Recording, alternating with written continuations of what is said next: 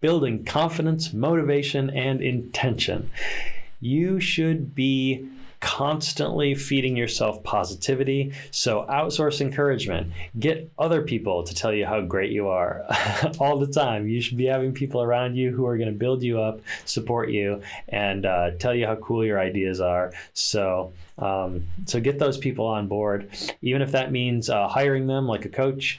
This is really important for you to shake off that stress, listen to yourself, and believe in yourself and your ideas, because you need to care and be unafraid of failure, because whatever you're trying to do is so cool. It would even be fine to fail at doing this thing because it's exciting and fun and you're really into it. So care. By constantly pumping yourself up and understanding that it's your choice. You get to decide, you have to decide, so get on board and enjoy your agency. All right. Prioritizing is one of the toughest things for an atypical. As I've talked about, we tend to prioritize whatever is happening right now, and often that can be a distraction that suddenly takes top of the queue in our mental sort of subconscious list of priorities. So it's important to let's start with stick to the plan. It's important to stick to the plan because this is how we stop our mind. This is how we prevent ourselves in that crossroads moment from just pursuing whatever the new stimuli is. We can resist this urge by having a plan and sticking to that, and also having a reliable way to screen new information, a list of your popcorn thoughts that you can just put away and then get back to the plan. You've really got to white knuckle that plan. Next, let's talk about making criteria. So prioritizing things should be done in a list of urgent and important, which are your A tasks, important but not urgent, which are your B tasks, and interesting but not important or urgent, which are your C tasks. So give those things a letter, finish them in order ABC, and then within that ABC order of prioritization, you could break it down with a little number if you want to say, this is the first A task I should do. Do all your A tasks first, but maybe you want to figure out, even within the 2 or 3 that you might have, which is the one that is important that I really prioritize and focus on first.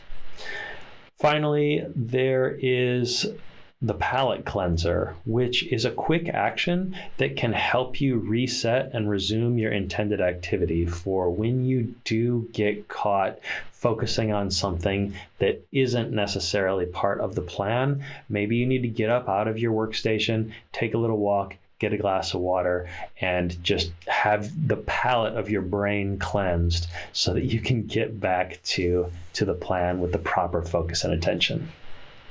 To set priorities, you are going to need to have clear goals. So how do you make a clear goal which you can set as a priority? Make it a SMART goal. A SMART goal has 5 components. It is specific. So what exactly do I want to accomplish? I like to build a deck outside of my house. Measurable. How will you know when it is accomplished? There will be a deck outside of my house. Achievable. Is it realistic that you can accomplish the goal based on available resources like time, skill, and materials? Let's see. Next month, hammer, nails, wood, saw, and maybe a couple friends to help. Yes, it is achievable. Is it relevant? Does accomplishing this goal advance my greater interests? I'd like to spend more time outside appreciating the birds and the nice weather. So yes, this does advance my greater interests. I'll probably be exercising more and spending more time in nature. And is it time-based? How long will this take? It should take 1 week, probably mostly on Saturday and Sunday, my weekend. So let's say I'm estimating a total of 12 hours. over a week-long period. So I've made a SMART goal for this deck building project, and you can use this for anything, and it really differentiates a feeling, a desire that you have that's just a feeling, to a concrete goal that's actually achievable. Okay, planning and progress. So now that you have your goals, you know how to prioritize those goals, how do you plan to execute them and measure your progress? So first, set a meeting with yourself for planning. You need to take this seriously. So make planning feel more important by pretending it's a meeting with another person. So make your plan and make a plan to remember. So set yourself an alarm, some kind of notification or reminder that you are going to that planning meeting with yourself and you're taking it very seriously. Next, have a planning check-in where you can ask yourself simple questions like, why am I doing this? What results do I desire?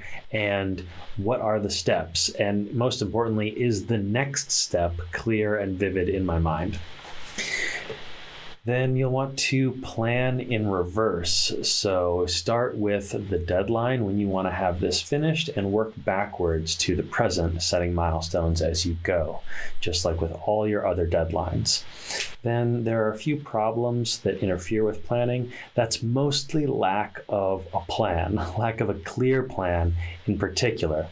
Also, any kind of chaos is distracting. So the more kind of structure you can put around your plan and the execution, the more you can move efficiently toward your destination. So really look ahead to what could be the internal distractions that prevent me from achieving this plan. They could be physical, emotional, it could be the pace that you're working at, external stress, and then expectations rather, and then external distractions, which are just uncontrollable sensory stimuli like a smell or a sound that distracts you. Those also can derail your planning and your progress. Then finally, momentum. Remember that any route that's been well traveled is going to become easier to travel in the future. So build momentum towards completing these tasks by staying in motion. And the more tasks you complete, the more small victories you count and you really feel emotionally attached to, the easier it's going to be to make those big strides. And anytime you're feeling insecurity or fear, just remember to go back to your curiosity. Rely on your curiosity to diffuse that insecurity, and remember to celebrate those small victories.